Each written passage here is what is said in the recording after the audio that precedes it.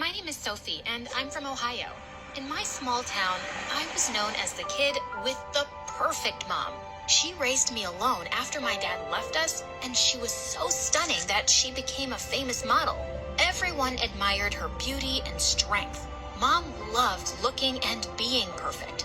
She always dressed us up in matching, amazing outfits, and once I joined school, she threw parties for my classmates and their parents all the time. We were the most popular family in the first grade. But when the party was over, she was a very different person.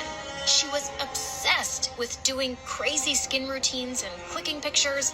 If I wanted to hang out with her, she would make me join her dumb photos.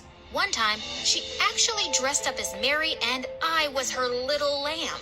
She posted that photo all over the internet. For weeks, whenever I spoke to people in school, they just said, "Bah! No way I was hanging out with Mom anymore." I had plenty of friends to spend time with, even after that embarrassing lamb photo. I was always off at sleepovers with my friends, until one day, when I was in the second grade, Mom gave me some bombshell news. "I'm pregnant. I'm gonna have a baby." I screamed with excitement. "I'm gonna be a big sister?" "Yes." "Who's her dad?" "Not important." When baby June was born, I held her in my arms and refused to let go. Mom threw a massive party at home to celebrate her, and everyone fell in love with her adorable blue eyes and curly hair. But as June grew up, I realized something was wrong with her. If someone wasn't standing directly beside her, she would start crying like a banshee.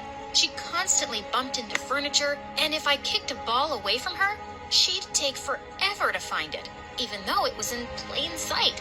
We took her to a doctor and found out that she had no vision in the center of her eye. She could only see on her sides. Her condition was called Stargardt disease, and unfortunately, it didn't have a cure.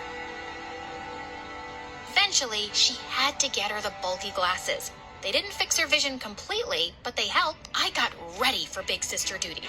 I chose June's outfits every day, walked her to school, and destroyed anyone who dared to look at her wrong.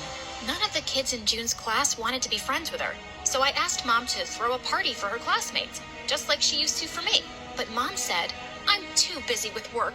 Besides, June has you. She doesn't need anyone else." By the time I was in 7th grade, June came everywhere with me. She came to my sleepovers, went to the movies with my friends, and we all stayed up doing each other's hair. I thought we had so much fun. But one day, I came out into the backyard to see that June wasn't wearing her glasses anymore.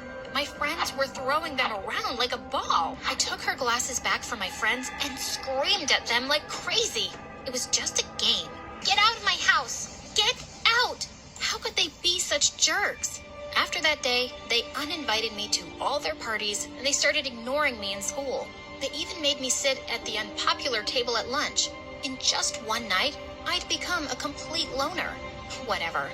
I didn't need their terrible energy, and their behavior made June feel really bad. One day, I saw her talking to some kids in the neighborhood without her glasses on. When I asked her to wear them, she threw them at me. "No, I'm finally making friends." "June, you could get really hurt." "Go away, Soph." She ran away from me and started crossing the street. A car was coming really fast and it was gonna hit her. I just knew it. I flew towards her, but I was too slow. Just as I prepared for the worst, a boy suddenly grabbed June and pulled her off the road. I was so relieved, my knees melted. The boy placed June before me and gave me his hand. "Are you okay?" "Are you an angel?" "Excuse me?" Hello." I got myself together and thanked him for his help. His name was Philip, and he was the bravest person I'd ever met. He was new to our neighborhood, and he was going to join our school. We became friends instantly, like puzzle pieces fitting together. And the best part? He was amazing with June. He was never mean to her, and he said her glasses made her look like a cool superhero. When I was in the 10th grade, Philip asked me to be his girlfriend, and I said yes faster than the speed of light. I was so excited for my first relationship, but the only problem was that we never got time alone. June was always with us, and while we loved her, it did make some of our dates pretty awkward. When I asked Mom to find a babysitter, she said, "Wow, Sophie, I didn't realize you were tired of your sister." "I am not. I just want one night to myself." "And if this babysitter bullies June, then what?" What if she clicks pictures of her and posts them all over the internet? That's not gonna happen. Are you sure? I remembered my cruel friends and had to bite my tongue. June and I continued to be attached at the hip until one day when something awesome happened. She got invited to a sleepover by some girls in her class. I really want to go by myself. Pretty please? Yes, this was perfect timing.